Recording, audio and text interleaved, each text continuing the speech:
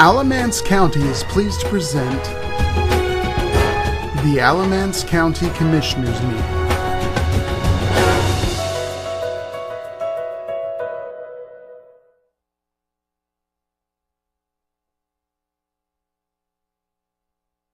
To the November 6th meeting of the Alamance County Commissioners, and before we begin, I'd like Ms. Gailey, if she would, do our invocation. Thank you. If you care to, please join me in prayer. Lord, we raise up our hearts this morning to you with just a lot of grief and sorrow for what's happened to our brothers and sisters in Texas.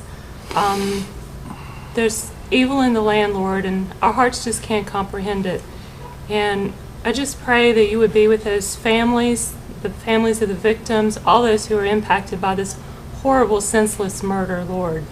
And that where there is evil in our land, that you would root it out, that you would bless our law enforcement officers, our first responders, the people who come along and try to pick up the pieces of what horrible, horrible damage other people have done. And I pray that your blessing would be on all of those who are suffering today.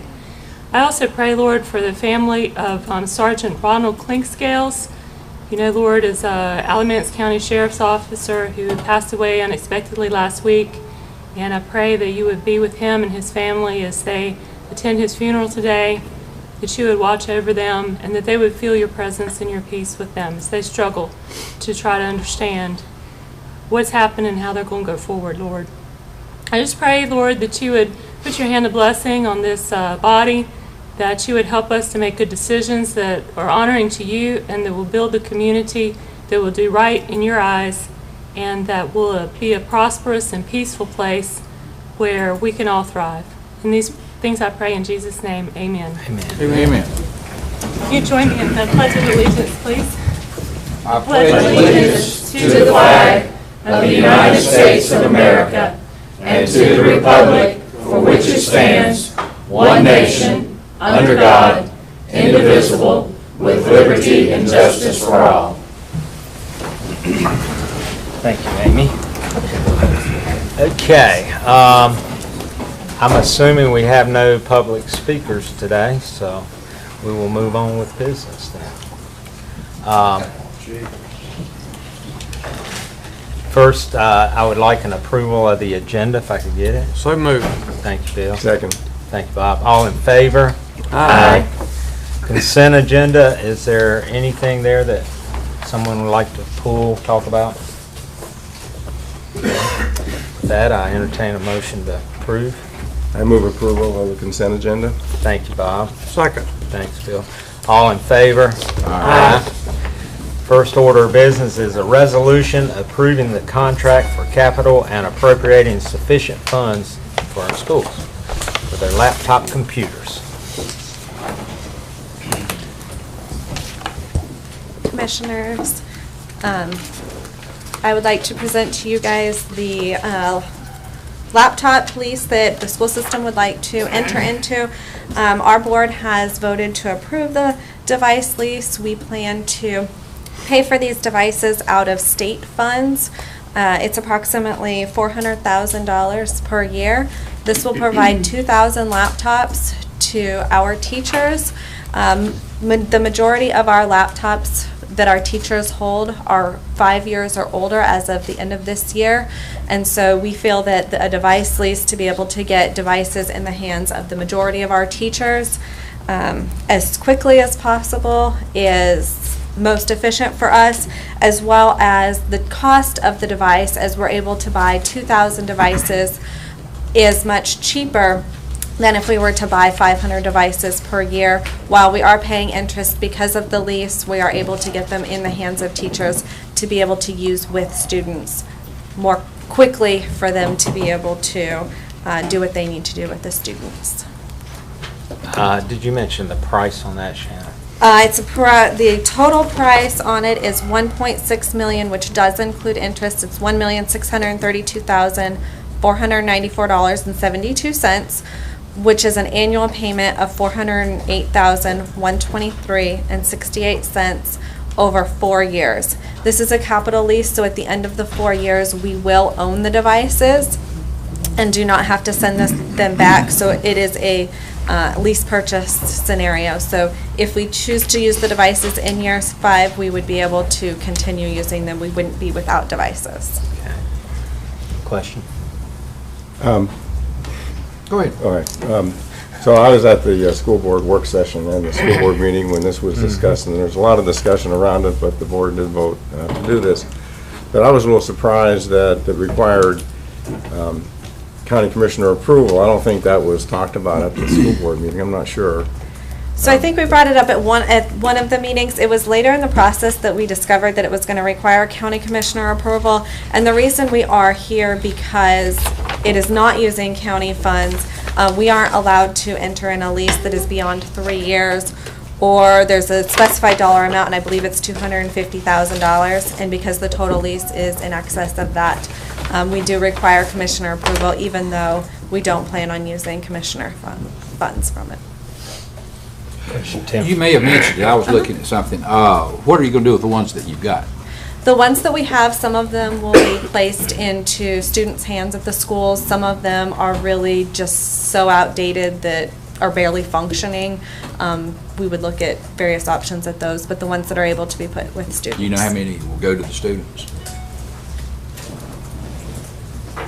I'm Dennis Fry. I'm the technology Yes, sir. director for the district. We don't have a precise amount as of this time, because we've got devices that are more than 5 years old up to about 10 years old.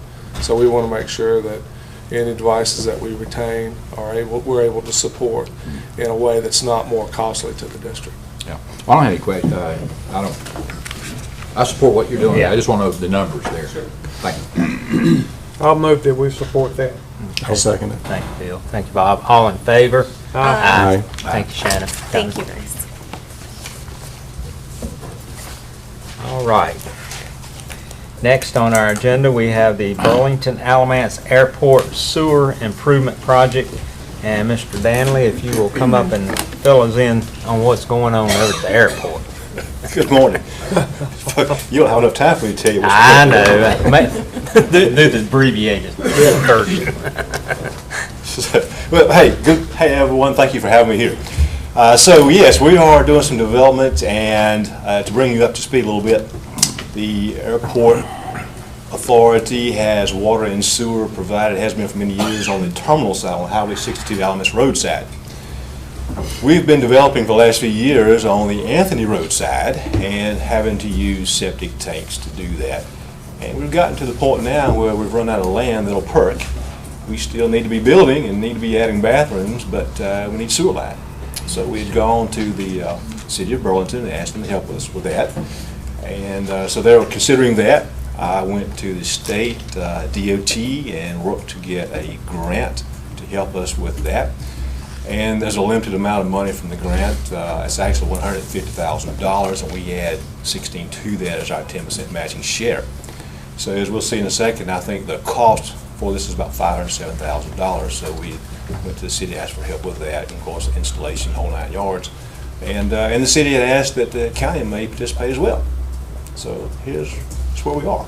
A little update on the airport. And you've all seen my presentations, but there's an overview of the airport today.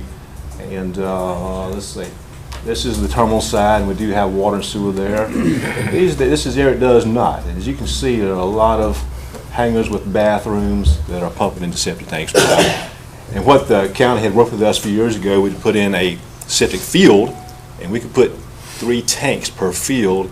And I think we have 3 fields with 3 each, and they're filled up. So we can't expand any further without doing something different. We've been blessed. We've been growing over the years, and currently we're seeing an annual 75,000 operations a year. And an operation is a takeoff, an operation is a landing. So it's not actually 75,000 flights, but 75,000 ops a year.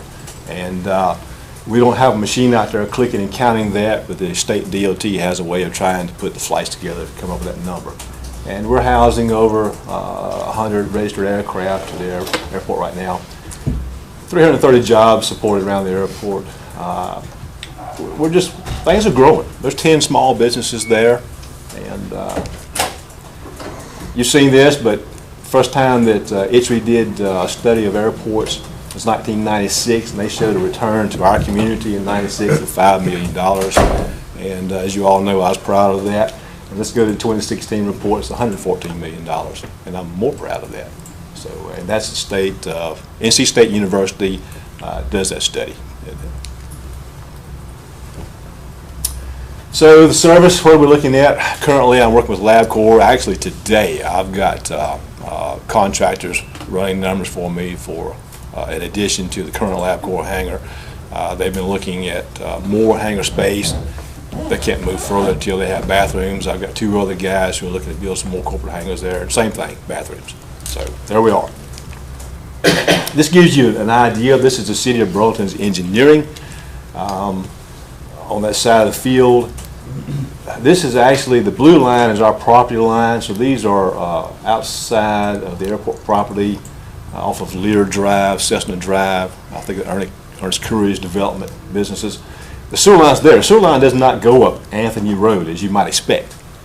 It comes up Anthony, crosses the creek, and goes right into that development. And so the city would acquire an easement from the property owner there, come through our property.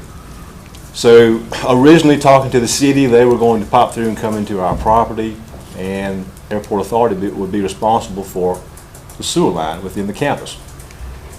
When we ran the numbers and found out it was a lot more than that $167,000 I had available, the city took a look at some residences along Anthony Road here, and they said, well, we, the city, can participate in this because our residences can't hook onto that.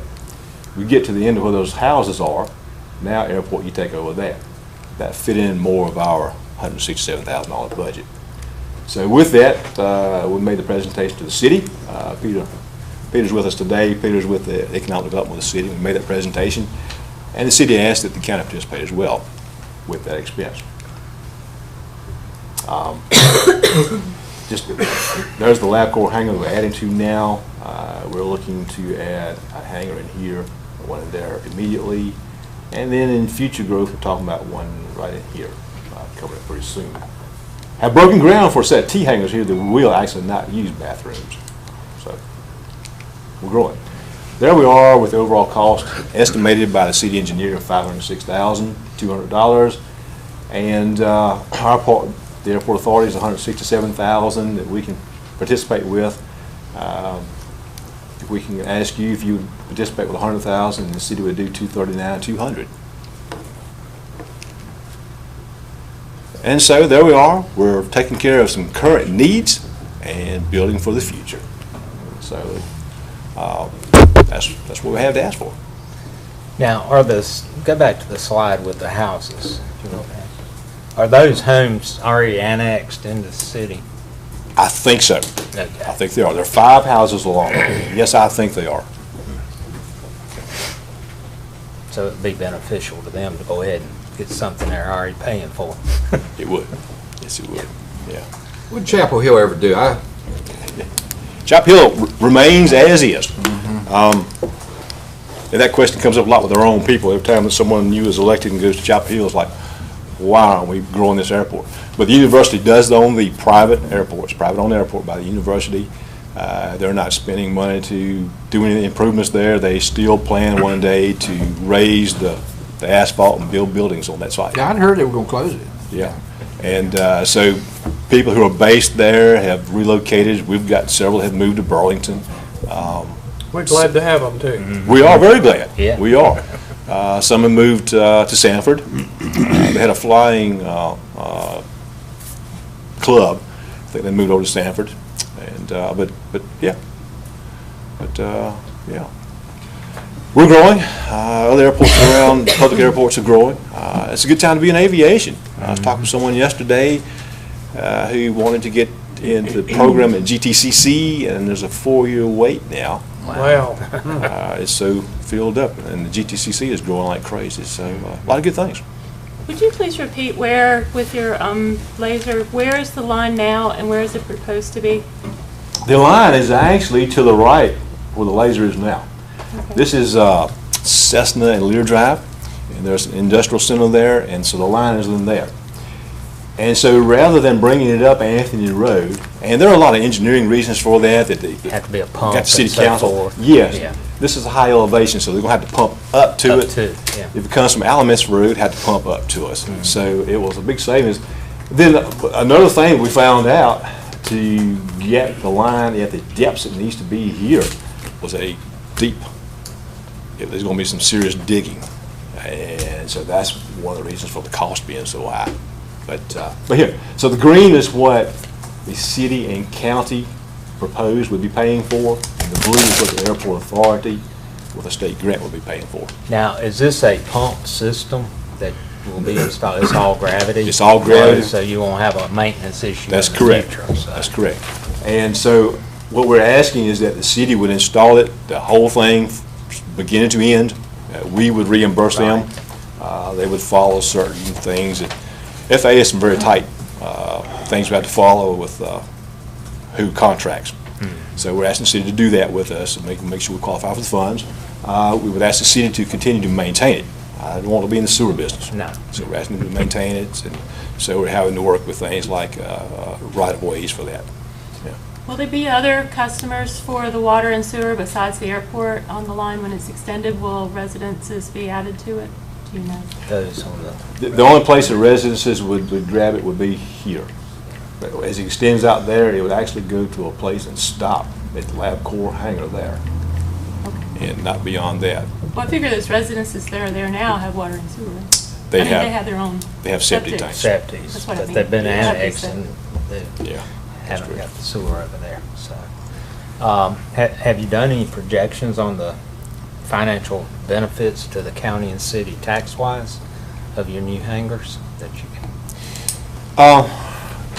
Sort of yes, sort of no. The existing hangars that we want to tap into, not a lot of additions to that from what we already have. I'm working with someone right now who has just purchased a jet aircraft, $16 million. He's keeping it in Greensboro, and so where's our numbers guy? Ad valorem on Shit, right. $16 We million. got one of those right there. What's the tax revenue on 16 million? $16 million is $188,368 a year to the city and county. So let's see, a breakdown would be to Alamance County, $92,800. Right. And to the city of Burlington, $95,568. We're working with him about bringing this airplane there. He actually has a hangar in Burlington with smaller aircraft, Yeah. and this jet he's just bought will not fit in that hangar. So we're talking about building a new hangar, bringing him there. There's some concerns about maybe taxes a little higher here than there, but we're working with that, with him on that, and trying to work on that. We do have another jet aircraft. Actually, we've added from January 1 of 17 to about 3 weeks from now, we will have added $20 million worth of airplanes to the airport. Good.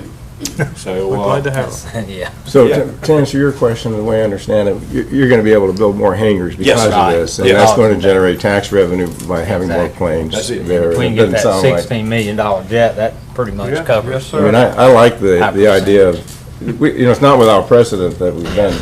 joint ventures with the Right. city of Burlington and proposed projects and other municipalities as well Well- to run utilities to places where we want businesses to come. we appreciate This it. I is think Burlington back in January or so, we did a sort of a work session, and they talked about kind of a set aside, stand by, be ready when the airport calls on them, and I think we've been sharing some of that with our Yeah. county manager.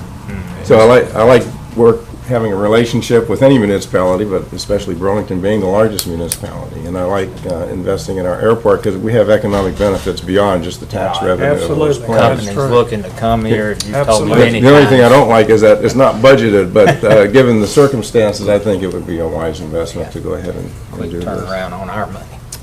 I have a question for the other commissioners. Do you all know whether we have paid for similar projects for other towns, like in Mebane, developing some of the economic development in Mebane? Has the county shared in extending water and sewer? We did that with Yes, we North have. Carolina In Commerce. in Park, North Carolina one thing. Commerce Yeah. Park, we certainly did, yeah. Yeah, that was shared Yeah. between Graham, Mebane, and And we're So there's working, precedent for doing this Oh, kind of yes. thing. It's not the kind of thing that if we do this with Burlington, 6 months from now, another town in Alamance County will come back to us and say, well, you paid $100,000 for the airport, we expect you to do this for us now. With not but one airport. and there was Well, there are a, other I understand. economic development This is projects. something else, I think. Tell the airport's for all municipalities. Right. and there was a project on the table that didn't materialize to run water and sewer out to the Guilford County Farm property in Alamance County. that's right. That City of Burlington was going to do that.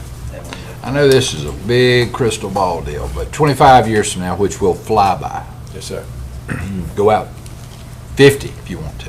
What do you think, will that, how sufficient will that facility be? As far as landing and, As far as landing, this runway now is 6,405 feet in length. I would say within 10 years, it'll be 7,000 feet in length. That's when which one does my fly?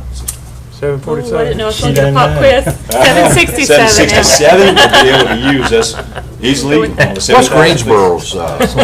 Greensboro has 9,000 feet on their runway they use the most. The one they call the FedEx runway is 10,000. And if you remember, the one that runs parallel with Market Street that we grew up with seeing Right. is 6,300 feet. So we actually have more than that now. That's a 37. And everybody flew in Yeah. and out of that Yeah. one at one time. So yeah, so that's what we have. There's more to it than just length and strength. And right now, our strength ratings, it has to do with a value type of computer, go from 95,000 to 130,000 pound aircraft based on the landing gear that's under that type of thing. So again, it's in the 737 range. Jeff and I have been talking about that today with some uses. So an example is Elon charters a Embraer 145 regularly to haul ball teams on in this 50 passenger jet. So he comes there now regularly, and it's kind of cool. We have growing pains because when that jet pulls in, where does everything else go? There's no room. So we're working to expand and grow. 25 years from now, if you'd asked me this recently, I said, no way we'll ever have airline service, don't want airline service. But we're beginning to hear more and more questions about that. There's a lot tied to it. When you go to Greensboro, you pay more for a ticket than you do if you go to Raleigh or Charlotte. The airlines don't want to serve small airports. Greensboro's a small airport. In the aviation world, Raleigh's a small airport, believe it or not. And so airlines look at that. They'd rather people drive an hour or two to get to places. But we're beginning to see some regional needs. Our charters, we have one base charter group there with a couple of aircraft. They fly all day, every day. Other charters are in and out every day. They're busy, so we're beginning to see some needs for that in the future. There's a lot to that with security. We're doing a new security incident now. There's a lot tied to getting into the air carrier business. But you don't think Air Force One will do touch and goes at your strip anytime soon? Air Force One will not, however, what they call Air Force Two. Gosh, I don't have it with me, but he was in there not too long ago bringing someone to some meeting from somewhere. It was a smaller Gulfstream jet.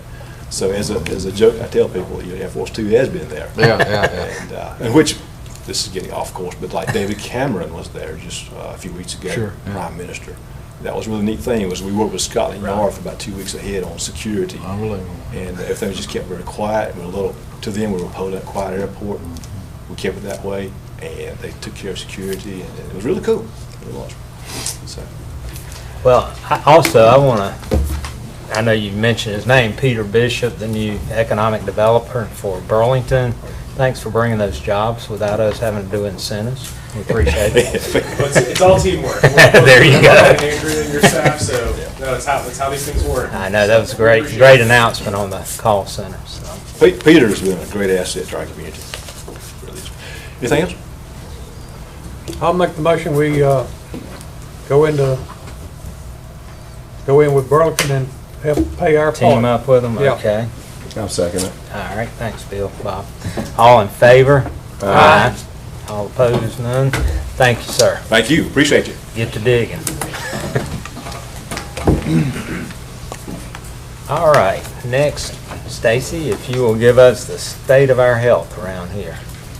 Good morning. Good morning. How you doing? I'm good, thank you. All right, so I've been instructed to turn this on. That's already on. Very good. So I am presenting to you an informational item, which is the State of the County Health Report. You received a copy of the actual report in your packet, and I've just put together just a summary slideshow to go through the highlights of it.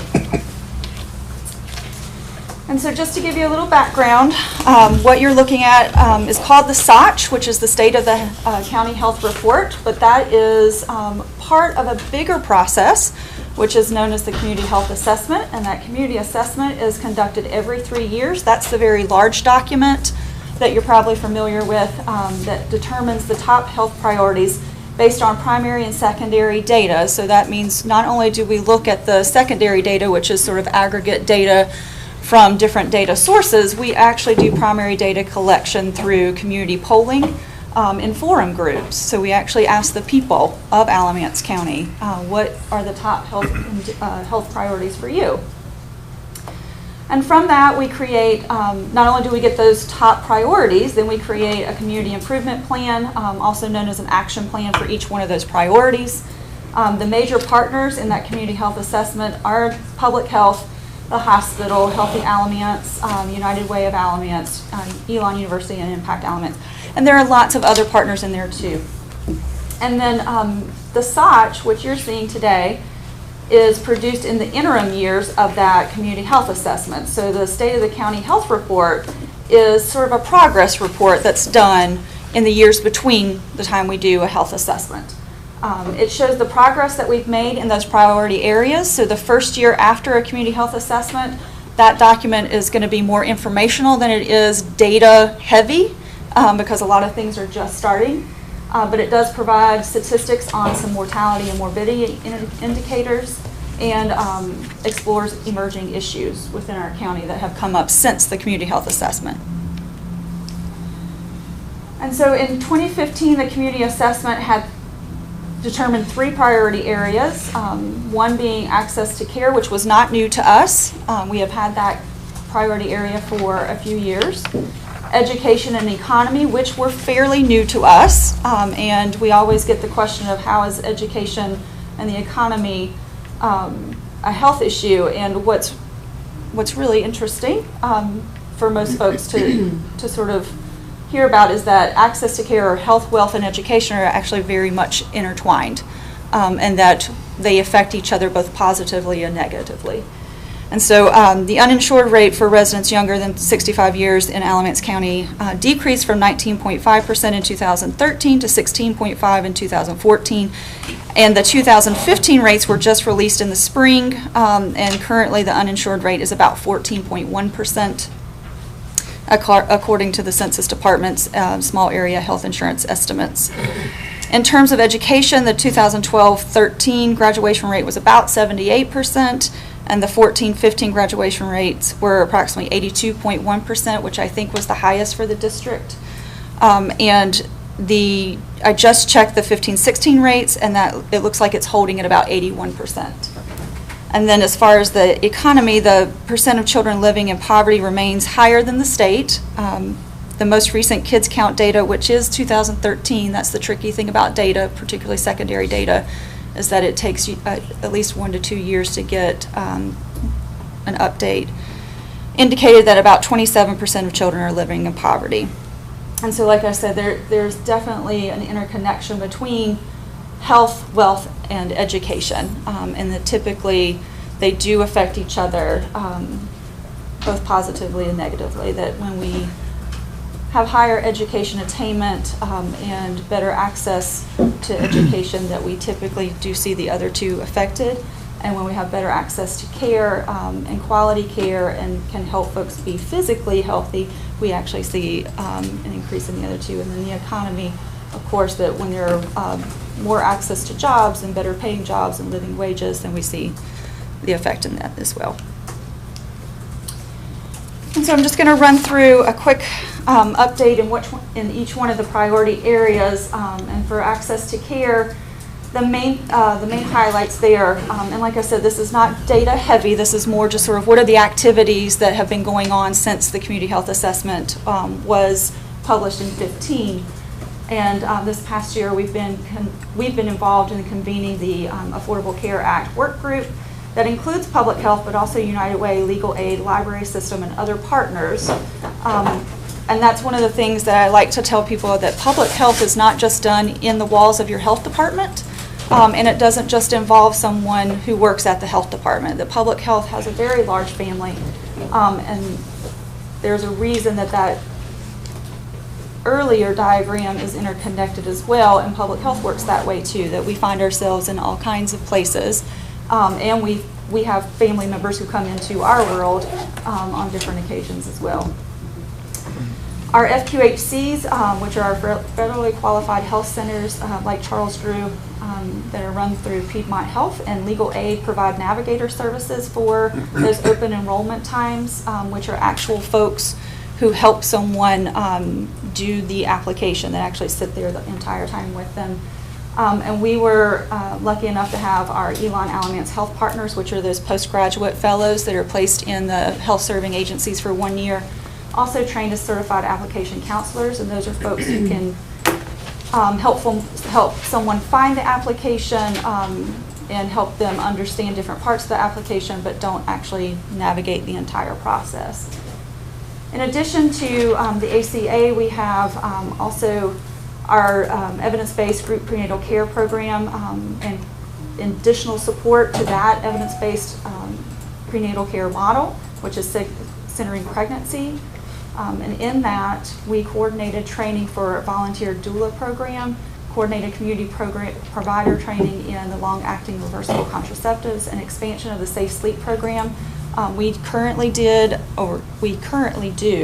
cribs for kids through the health department, where if we find families who are in need of a safe sleep environment, we can provide a pack and play. And I'm not sure how many of you are familiar with that, but unlike a crib, which is quite a large structure, a pack and play is a portable type of crib that is quite smaller, but also very safe. And so for families who do not have other safe sleep options, we're able to give them a pack and play to ensure that their newborn and infants have a safe sleep, because safe sleep is directly related to sudden infant death syndrome.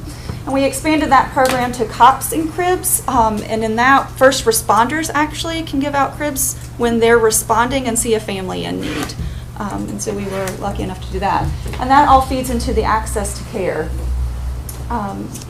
And I put in here, and you'll see it under new initiatives too, but stepping up really for the health department falls under an access to care priority, and that's why we're really lucky and really very grateful to be involved in that, because for us that also is an access to care issue, particularly around mental health services and resources, and I'll talk about that a little more in a little bit. And then for the education update, we have 2 early literacy programs in our community. And again, this is an example of that this is not just about what the health department does. This is what we do with our community partners. And this also allows us to highlight some of what our community partners do for their own mission of their own agencies. And so Reach Out and Read is an evidence-based program. You'll hear me say that a lot. We believe in the science behind programs. We like programs that have science, because that also means that they typically have really good outcomes, and we like to be able to replicate that.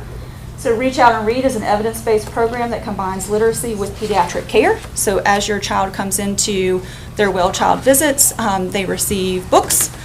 We do know that historically, and research tells us that well child visits people are fairly well compliant with well child visits. They might not be so compliant for their own adult health, but for their children, they are typically compliant. So this is a great way to have this captive audience.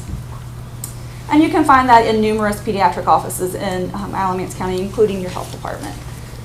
And then in the past year, the Dolly Parton Imagination Library was expanded. And so this is a program that actually is open to all children in Alamance County, birth to 5 years old, that they can receive 1 book per month. And thanks to the really hard work of the Alamance Partnership for Children and Impact Alamance, we were able to expand that in our county.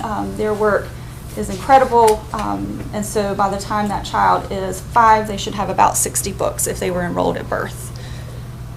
And then also our sort of flagship education initiative in which public health is involved is Alamance Achieves, and that's the cradle to career approach to improving the futures of our children in Alamance County. And again, there's that research that shows us that better education and higher educational attainment is linked to better health outcomes. And then there are 4 major goals within that initiative, which is every child is well, healthy, and ready for school. So you can clearly see where public health fits in there. Every child succeeds in school, every child graduates prepared for post-secondary learning, and every child is on track to achieve their career goals. And there are multiple partners involved in that, and it's an incredible experience to sort of see how folks in Alamance County, particularly community partners and different agencies, come together in a collective way. And that's one of the things that makes us stand out as a community, and that we serve as a model for other communities, or particularly around the way that we work together and across disciplines, and we sort of break down those silos that folks talk about.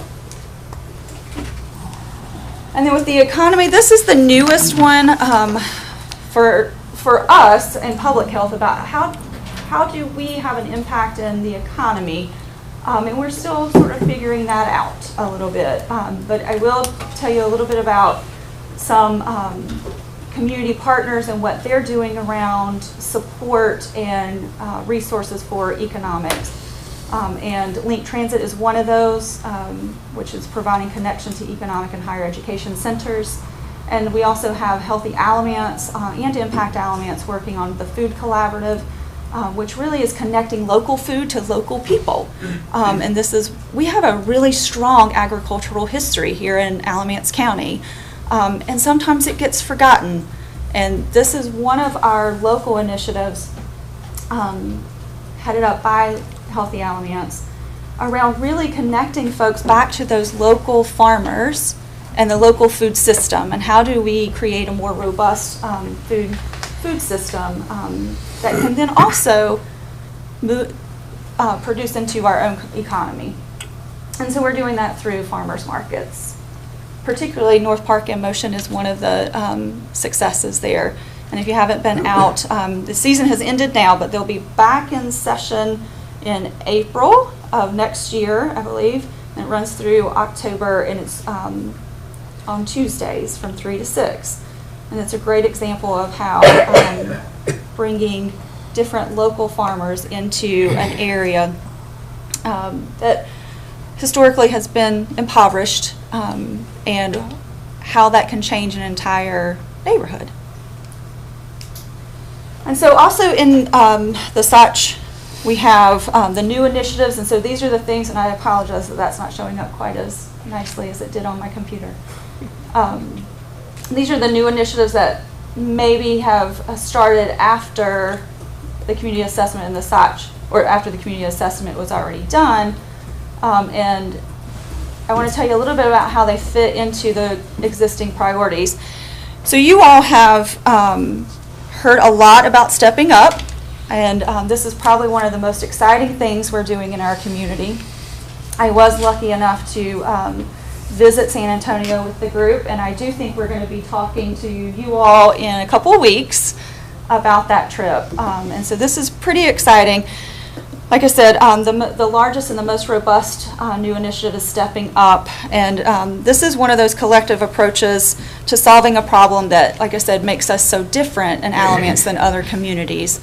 And this could have easily been designated and signed off as, this is a sheriff's office problem, and that is it. But we had a really great champion in our sheriff and our elected officials who said, you know what, this is bigger. And in order to really make this successful, we need other folks at the table who can help us think through this. And so it went way beyond the walls of criminal justice in that jail, and is really becoming, like I said, really exciting, and will have when successful, will have a lasting impact and improvement in health outcomes. And so you've heard our sheriff and our chief deputy talk about how our jail system should not be our leading mental health facility, and that's true. And so you'll be getting more of an update about what that looks like for us, but really that's an access to care issue from a public health standpoint and from other from your hospital standpoint, from your DSS standpoint as well, that folks who find themselves in the jail system when really they should be in other services will have better outcomes if we can get those services to them and create a system that doesn't have holes in it where they're falling through. And then other initiatives up there are the Triple P, which is not necessarily new for Alamance County. We have been doing Triple P, which is Positive Parenting Program, since about 2011 through a large SAMHSA grant, and then that grant sunsetted. And we continue to do Positive Parenting Program within our county. But in the last year, we actually had the opportunity to do a regional cluster for funding with Durham County as well, which sort of re-energized how we do Positive Parenting Program. And this is a program that normalizes child development. So things that children go through as they're growing up can seem really frustrating. As a mom, I can say that. And sometimes you might be thinking, what is wrong with them, or what is wrong with me? And sometimes this approach actually helps parents understand that some of this is really normal. And let's start normalizing some of this, and that, no, they're not bad kids, and no, you're not a bad parent. Let's talk about strategies to kind of get through that, because parenting is tough, and it's really frustrating. And so with our new regional approach with Durham, we're able to expand our Triple P programming, not just to pediatric offices or the school system, but also child care facilities. This is where a lot of children spend 8 or more hours with someone who is not their parent. And so we want those child care providers to also have the same types of training that we would be providing their primary caregivers. And so that's pretty exciting for us. Healthy Beginnings is a care management model, and this also fits into our Access to Care priority. It is a grant-funded program that expands the existing pregnancy care management services to more women and therefore more children, and in the end, increasing the likelihood of positive birth outcomes. Because what we found is high intensity, high touch for our populations that are the largest at risk actually does improve their birth outcomes. And then lastly is Smart Girls. I talked to you a few weeks, or maybe a couple months ago now, about our teen pregnancy rates, and those have really gone down over the last 15 to 20 years, but that doesn't mean that we stop working on teen pregnancy. And so Smart Girls is actually a life choice and life decisions curriculum that does have a teen pregnancy prevention piece to it, but it really is about creating good choices for you throughout your life, whether that's different types of relationships, what career goals you have, what educational goals you have, those sort of things. And then the emerging issues, these varied. We are seeing a rise in sexually transmitted infections. That is also being observed nationally. More common in the younger populations, which is not new. That has been the way STIs are for a really long time. And as we look at trying to figure out why are we seeing a rise in sexually transmitted infections, some of those contributors to that increase are that we're doing a much better job at screening. We have better tools now to screen. So folks who were going undiagnosed are now being caught by better screening techniques. And there's also, a lack of access to regular care, particularly in those younger populations. They're not always the folks who are going for their regular checkups. So we do have some of that at play as well. And one of the things that we've done, particularly for public health, is implemented the STD Enhanced Role Nurse position. And this is a modified RN position that can act like a provider. We actually affectionately call it a nervider in the health department. And so based on standing orders of our directing physician, can provide medical services in the STD clinic. And this allows us at the health department to have greater access to appointments, to be seen when you want to be seen. And if you walk in with symptoms, then we can see you as well. And then second, as you all are keenly aware, that the opioid abuse issue is growing, not only in our region, but our state and nationally. So as we think about how will we combat the opioid use epidemic here in Alamance County, one of the things that I can tell you that is happening, and you're aware of it as well, is naloxone use among our first responders. We also have, in the last year, the state health director standing order for retail pharmacies that folks can walk in and get naloxone from a retail pharmacist. We also have medication drop boxes at the sheriff's office, at Elon, Burlington, and Mebane PD. And we will be holding the Opioid Community Forum in December of this year to learn more about what's the magnitude of the problem, what are we currently doing, what are the things that we're missing, and how do we go forward from here. And I will just tell you that the rate of opioid poisoning deaths in Alamance County decreased from 9.59 per 100,000 residents in 2014 to 6.9 per 100 residents in 2015. And the data was released in October 2017 that showed a slight increase in opioid deaths in 2016 to about 8.76 per 100,000. And that constituted a total of 14 deaths. May I ask you a question about the opioid? Yes. First of all, what's the age average for people involved in this as far as? Right, so this one, it tends to be more middle age. We're seeing more of the middle age coming into it, but it doesn't necessarily discriminate. Okay. We do still have younger That's what populations. I'm trying to get at in a way. Okay, so middle age, possibly. I think there are certain drugs that are clearly gateway drugs. Now, I'll argue till the cows come home. Marijuana is a gateway drug for other drugs. Hope they never legalize drugs. But do you see that there's a gateway situation with opioids? So what I can tell you, and the sheriff can probably help out here too, what we know about the opioid epidemic is that this was one where we had a lot of prescription use and misuse of prescriptions that were well intended for legitimate reasons, and either folks are getting addicted themselves to their own prescriptions, or others are coming in to get their prescription drugs and using them and misusing them.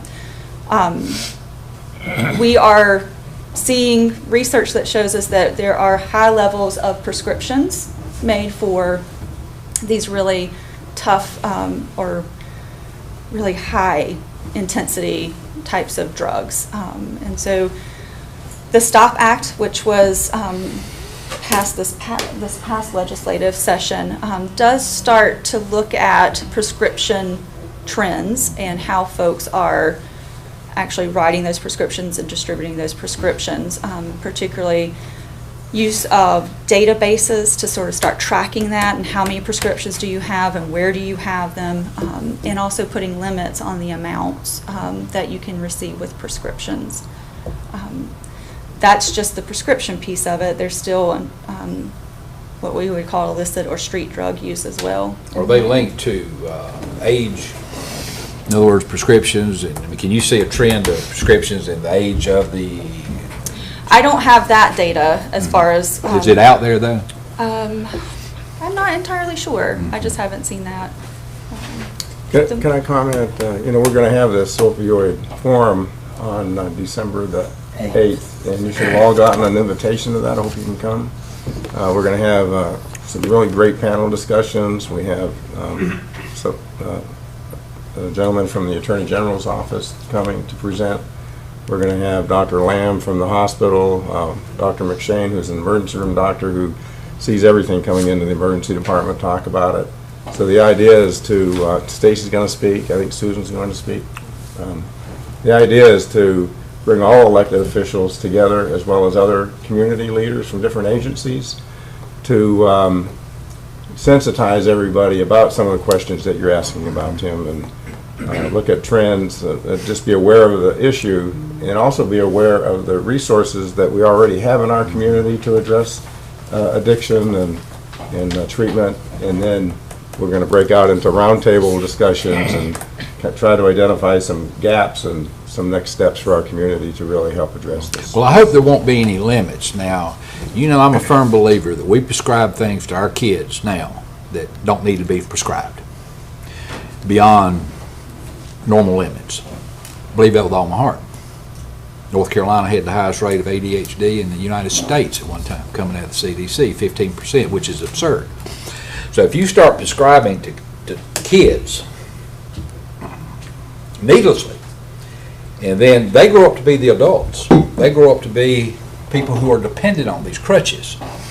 And I hope there will be no limits in the investigation on this. And I just have to give you my 2 cents worth on that. But you can roll the clock back to the very day that somebody takes a prescribed drug and then see what their life is going to be like in the future. Abuse, overuse, and untruths about their being. And I hope everybody will go all the way back to when somebody starts getting prescribed anything in this, in this arena. And then if you got overuse, over prescriptions, and a liberalization of doing it as if, well, it's just the drug that it is, and flippantly respond to it, then you wonder why, as an adult, that this person is really saying, I got to have something. Because they've had to have something all their life, and society helped push that to a degree, in my opinion. There's been, I won't mention the name of the administration, but you had a presidential administration that said, we need to get more drugs out there for people because there's a shortage. And then you turn around and see the numbers that you got, and you wonder why. So I hope there'll be no limits on how far back you take the clock on the process. And like I said, this is one of those areas that overlaps a little bit with our mental health piece in the jails as well. What we know through research tells us that comorbidity between mental illness and substance abuse can be as high as about 70 to 75%. So we know that particularly as the sheriff is facing some of the highest high mental health cases coming into the jail, that often that is also linked with substance abuse, as they could potentially be self-medicating at that point. So much more to come on that. And then in the past year or two, we saw the emergence of a new communicable disease. It wasn't too long ago that you all had me come and I told you that we learned a few new words, and that was like chikungunya and Ebola and all these sort of things. And this past year we also had a new one that we learned, which was Zika. And this in particular really affected our maternity clinic, and not only our maternity clinic, but also all of our local OB offices, as we began to learn what should we be looking for in order to test women to see if they're at risk. And so pregnant women were at greater at risk because of the developing fetus, and for poor birth outcomes. Particularly of note was the microcephaly that we saw, we saw large amounts in South America. And this is where public health really went out into the community again and looked to the other members of our family, including the school system, our local OB providers, our hospitals, even our laboratory services, and did a lot of community awareness on several levels to area providers and the community at large, particularly as mosquito vector surveillance was being done to try to figure out, did we have any of the vectors in our own state, the primary vectors. And so we did a lot of research, or a lot of community awareness around tip and toss. So stagnant water in your backyard is a perfect breeding ground for mosquitoes, and just sort of teaching folks that quite literally all you need to do is toss it and you've pretty much gotten rid of the problem. So that was, those were our new and emerging things that came out of the SOCH. I think that's it. Didn't I see somewhere that they have taken the Zika infected mosquitoes and are using them for some kind of medical research to help Alzheimer or I something? don't know. I've I have not seen something that. Not long ago about that. I'll write that It's one down too, amazing because I wrote how down the things like that prescription by affect 'em. age. But, Yeah. Yeah, I'd like to compliment Stacy and what we're doing in our health department. First of all, Stacy is well regarded statewide, and she's taking a sure is. leadership position now in their State Health Directors Association. I go to Commissioner Association meetings, Health and Human Services Steering Committee meetings. People just have some great things to say about Stacy and how lucky we are to have her as our health director. We are. I hear it from the local health department and accreditation board, and it's just really nice. But then, if you just to think about it's a tough job, and the knowledge that she has to have in all these different areas. That's one thing, and yet it's another, the collaborating that goes on between our health department and other community partners. And this is a great place to live and to work because of that. Stacy, we're glad you're here. Yeah. Well, I'm glad I'm here too. And Thank you. for updating us. Yeah, the public recognition is enough. But I was going to say that gonna get really, embarrassed here in a minute. it's a true testament. I mean, I cannot say enough about the community in which we live. That a lot of the things that happen here are not owned by one entity. And Stepping Up is one of those really great examples of that. And I can't say enough. I'm really excited about you all to hear, for you all to hear about the Stepping Up initiative, and particularly what we saw in San Antonio. But it is a really great example of how, in order to improve the outcomes in people's lives, you can't just sort of sit in your office or sit in your building and do the work. That it requires good relationships and bringing your own expertise to a table that might be unfamiliar to you at first. And so I can't say enough about the collective work that we do in Alamance. We really are seen as a model for the way that we do our work. We are. I think that's it. We do know how to collaborate for We do. various causes and things, and in the end of it, the citizens come out the better. Any other questions? Before you go, this may be something to come back on, Okay. but there's 3 areas I'd like to know more about, and I think there's some good reports here. If you look at the state of North Carolina Department of Health and Human Services, TB, tuberculosis, that keeps cropping up every now and then. There are 195 cases, this is 2014 report, 195 cases across the state. We're showing 0 here in Alamance County by that report. And what year was that? 2014. And so I don't know what it is today. There is a difference between active and latent. Yeah, okay. So if you could comment on that briefly, and then according to AIDS VU, and these are stats coming from the Center for Disease Control, that Alamance County is showing 275 cases per 100,000 population, HIV. And then hepatitis C, in 2010, since 2010 in North Carolina, there's been a 300% increase of hepatitis C cases. I don't know what Alamance County's position is on that, but if you could briefly hit those Sure. 3. Right now? Just briefly. Yes, okay. And then full I report can, maybe and later. then what we do for the Board of Health is actually, we do a communicable disease sort of summary. If you all would like to see that the next time we do it, I'll be Yeah. glad to bring that as well. The TB for 2014 probably was 0. TB is one of those, I don't know all of them off the top of my head, but TB is one of those that is feast or famine almost. Some years you'll go and have no active cases that you've identified, and then some years we might have a few that we identify, and a few meaning 3 to maybe 5 it would be considered, a good deal of TB for us at the health department. And so that's not surprising if in that year we didn't have Now, any. latent and active, could you define it real briefly? Well, I will say, disclaimer here is that I'm not a medical provider. But active is just what it says, is that Right. there's active infection, whereas latent is that you could have had an infection and we'll see the antibodies and those sort of things, but you're not actually contagious, whereas Is there a difference active- between active and test positive? Or exposed? I will check for you.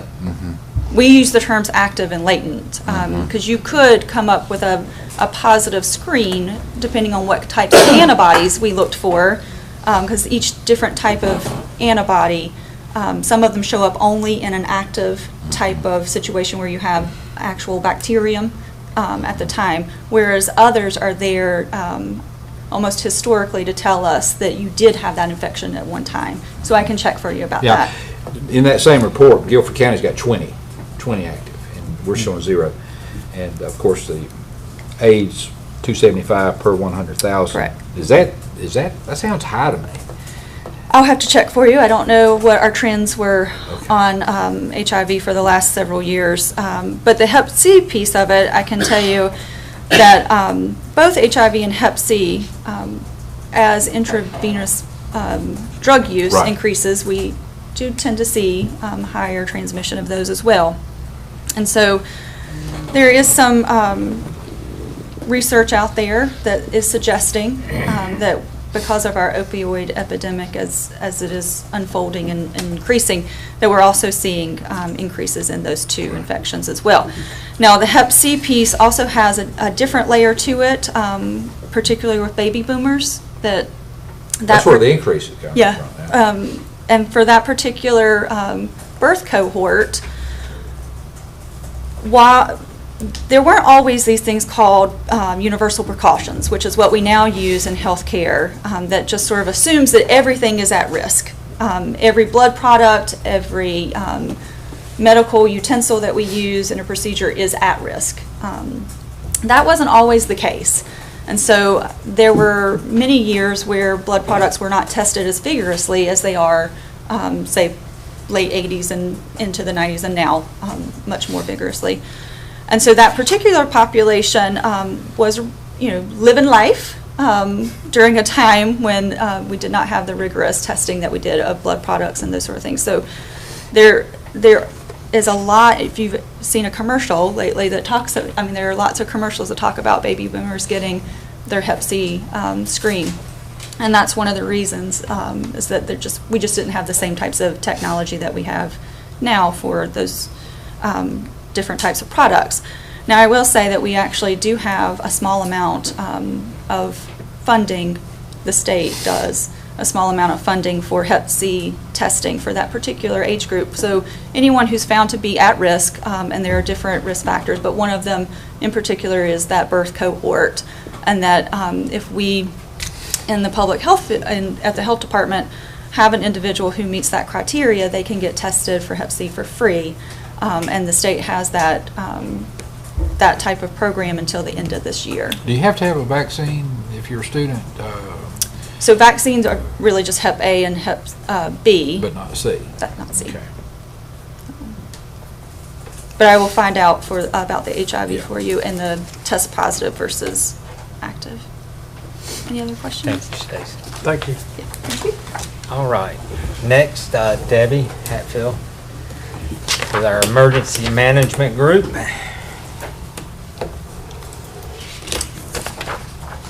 Good morning. Good morning. I'm coming to you this morning to ask for y'all's approval for 2 more grants. One of them will be for a UTV, which is a utility vehicle. We will outfit this to do some fire suppression and EMS. It'd be used like at street fairs, carnivals, where an ambulance would have a harder time. This could get through the crowd. It's a 100% Homeland Security grant. We don't, it's reimbursable. So that grant amount is $20,500. And then a grant for a light tower. It's a portable light tower that we could take out at night and light up an area, whether it's a search or car wreck or hazmat spill. Okay. And it's 100% as well. That is well needed. That thing lights up the world. It does. It really does. So. Clyde, do we need to handle these separately or? Okay. All right. Just want to clarify and make sure we don't misspeak here. Okay. Any questions for Debbie? Entertain a motion to do the utility vehicle. I'll make a motion to approve the utility vehicle. A second. Thank you, Bob. Amy. All in favor? Aye. All right, now we'll do the light tower. I'll make a motion, we do the light tower. Light it up. A second. All right, thanks, Phil. Thank Amy. y'all. All in favor? Aye. Okay. County Manager's Report. All I have, you've heard a lot about the San Antonio trip for Stepping Up. I would just say it was fantastic.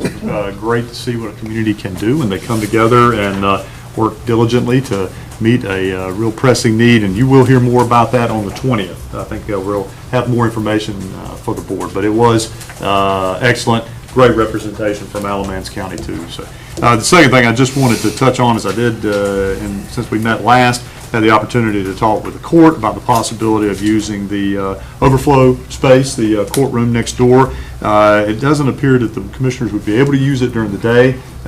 They use it quite often during the daytime. That would not be possible. However, nighttime would not be a conflict. So what I would like to do is just ask our maintenance and IT staff to get some idea of pricing to outfit that room for evening meetings, and if the board wants to do that. You know, when we look at our breakdown of numbers that Fire Marshal Office keeps, it's primarily our evening meetings are usually attended to a point where we are flowing over into overflow. So this is an update.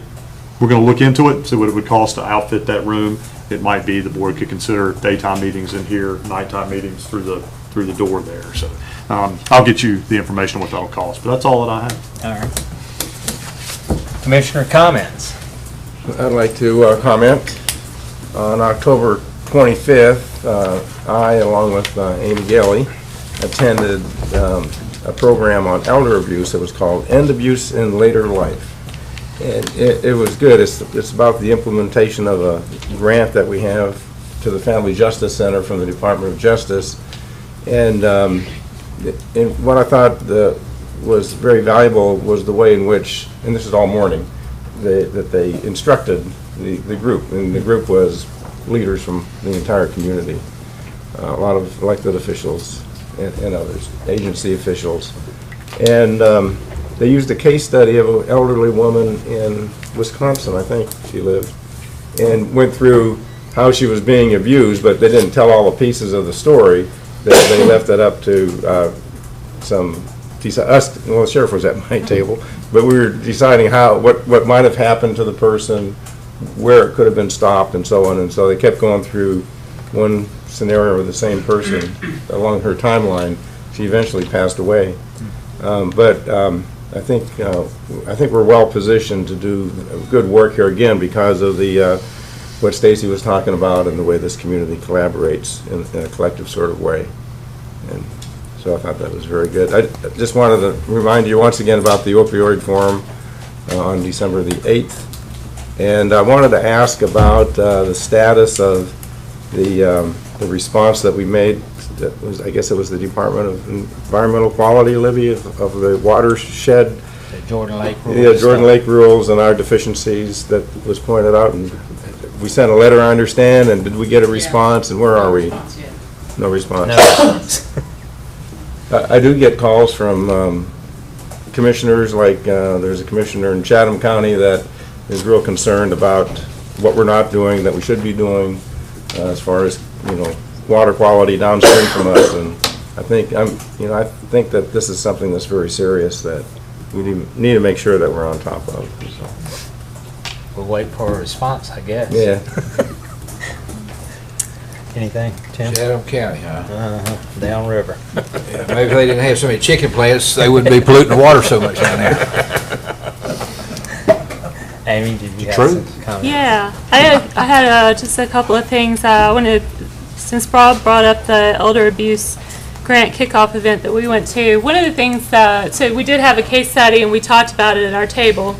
There was a group discussion at the table, and one of the things that really jumped out at me is that, so it was an elderly lady who over the course of years had been apparently abused by her husband, who was controlling and so forth. So our table kind of had the idea of approaching it. I think it comes from the Stepping Up initiative and other sort of things in the county where, how can we help this guy? This guy, the abuser, maybe one way to approach the problem is to see, does he have mental health issues? And the moderator was from Massachusetts, and she was all about, she definitely, her perspective was very centered on the victim of the domestic violence, and she kind of brushed us off, well, he's a bad guy, he's done, And I just thought that the community in Alamance County cares about all people. You know, we don't look at this is a bad guy, this is the good guy. I think that in general, we tend to look at it that we're all in this together. And how do we look at people and look at people as people? And so I thought that was the one thing that I took out of that whole experience, was that validation. Yeah. That the abuser, yeah, he's an abuser, but maybe he's got some situations that we can address too as a community. And not just throw them away. So wanted to mention that. I wanted to report to the board that I saw Mark Daniely last week at the Ag Building, and he introduced me to the new food services employee who has been hired this year, was provided for with the county budget. And I think she's going to work out great. She's there to do what's it called, Safe Serve program, as well as provide support to the community. And there's really important connections to be made, as I've learned from the Food Collaborative and other things that I've been a part of through the Department of Health and some of the things that Stacey was talking about, teaching people how to cook and how to use what they get at farmers markets and how to look after themselves a little bit and not depend on, the drive-through and the restaurant offerings. Is really critical to the health of our community in a lot of ways, with the economy, supporting local farmers, get better health outcomes, and so forth. So I think that she's going to be a great asset to the county. And the last thing I wanted to ask was whether or not we have a report back on the school system's budget. As I remember from our budget hearing on June 5th, the school system was going to tell us how they had been spending their money. The money that we had allocated. Yeah, I think the first quarter is well over, and I was wondering if we had had any kind of communication from them. They're going to come make a presentation on December 4th at the commissioners meeting that morning. So they'll give you, the board, an update as to what's happened with the budget that was approved on their current operating expense as well as capital. So this is the first time I think we've done this where we've asked them to come back after the budget has been approved and give an update. So they've been very accommodating. We've met with Dr. Harrison and with Shannon, and they're going to be sharing their information with us so we can try to make sure it's info that the board wants to hear, and it's put in a format that we can all understand, because when you get into their budgets, you get into their codes, it can be a little difficult to meet out. But Dr. Harrison and Shannon have been very accommodating, and we'll see them here on the 4th.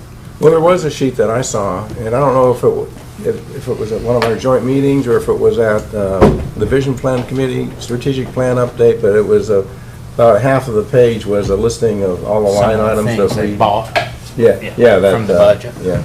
I know they have provided information of what they did with some of the increase. Well, that's what I'm talking about, the increase. So this on the 4th, they'll be talking about their entire budget and what they've been doing with the county portion of the funds, both the capital and operating. So I think it'll be very good. It'll help us all better understand how the school system spends our dollars. And again, I can't stress that they have been very open, very accommodating too. So.